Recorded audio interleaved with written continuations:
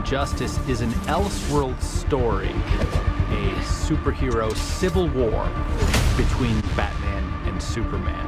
Being able to work on a comic book is always great. We also want to play homage to the video game, too. It was a lot of fun for us to take the best of each of those worlds together. Don't make me do this! I wanted to bring in the element of heart, to see if I could divide everyone evenly, where you wouldn't know who the good side is.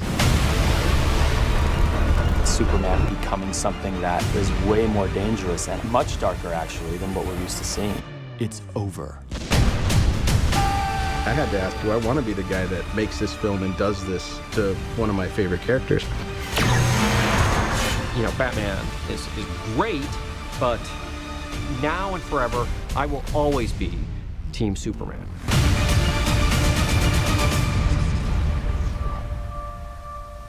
It'll be my masterpiece.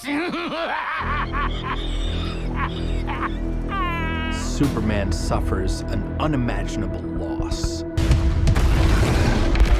11 million dead. He's got a moral compass and he doesn't kill.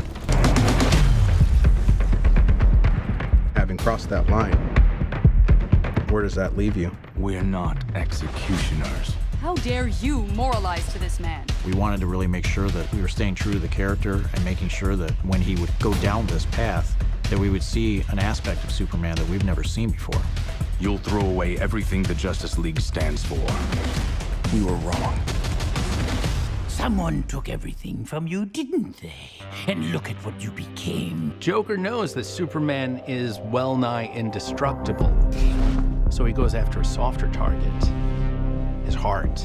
What do you think he'll become? There's a little bit of fortuitousness to the Joker's plan in that there's another element to it that isn't usually there. I'm pulling the best joke ever. Playing the Joker, there's a level of not just insanity, but joy and playfulness. The Joker has just taken literally everything from him. There's no sense in letting him live any longer. I think it catches everyone by surprise what kind of action Superman has to get engaged in to essentially cancel the Joker out from doing any more. Now that's a punchline. I just saw Act 1 of Injustice, and I need to go on the record that I am not Team Superman, I am Team Batman. You're better than that. You have to be, or the consequences could be fatal. That is the start of the schism between two superhero best friends. Your parents were murdered, Bruce. They couldn't be there for you. What's your excuse? There's that moment where you're like, yeah, but then you have to deal with the repercussions. How many times did he escape to kill again? Do you even care? I care, but the law must be followed. Superman decides, I'm not going to let the strong oppress the weak. I'm taking their free will away from them. It gives you the opportunity to explore ideologically how far apart they get. We can't decide who dies. One death. It always starts with one. I came here to make peace.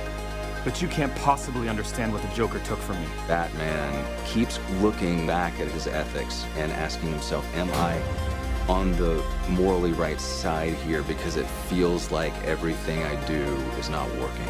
And it's really interesting to actually see the two of them now on opposite sides and actually see how each of them are going to react to the world of injustice. The Republic of North Korea is no longer a nuclear power. If you go on the battlefield with this Wonder Woman, she will kill you. She almost plays the role of the devil on his shoulder. I just want to keep people safe. If anyone can, it's you. This is something more personal, that she wanted to actually be more of a support to him. That support ends up distorting her morality. She ends up kind of following Superman down a path that she never thought he would ever go to. I have to be strong, like you said. We know Harley Quinn. We know she's a villain. We know she's out of her mind and everything. And that's what we're used to seeing and stuff. But again, we got a different world now. Arrow Cave is a stupid name, though. How about we play the quiet game? It's fun to actually see her personality play out with another character from the DC universe. Why not call it the Quiver? That's actually much better. How did I not? If you take Superman and turn him into a symbol of oppression, you can then take Harley and flip her around and make her someone who's fighting for freedom. Harley, what are you doing here? I locked you in the safe room. She's always an interesting character. She's a loose cannon. She's the perfect anti-hero. I decided to be a hero and help you stop Superman. I'd do a whole movie with them. 'Cause I'm a hero now.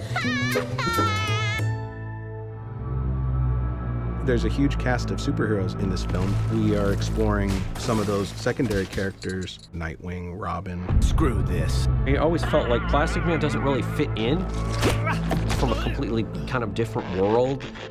Ernie Found, which is a completely different era of the Injustice comics, was this great run of what Plastic Man is capable of. It's great to see a character who is intrinsically silly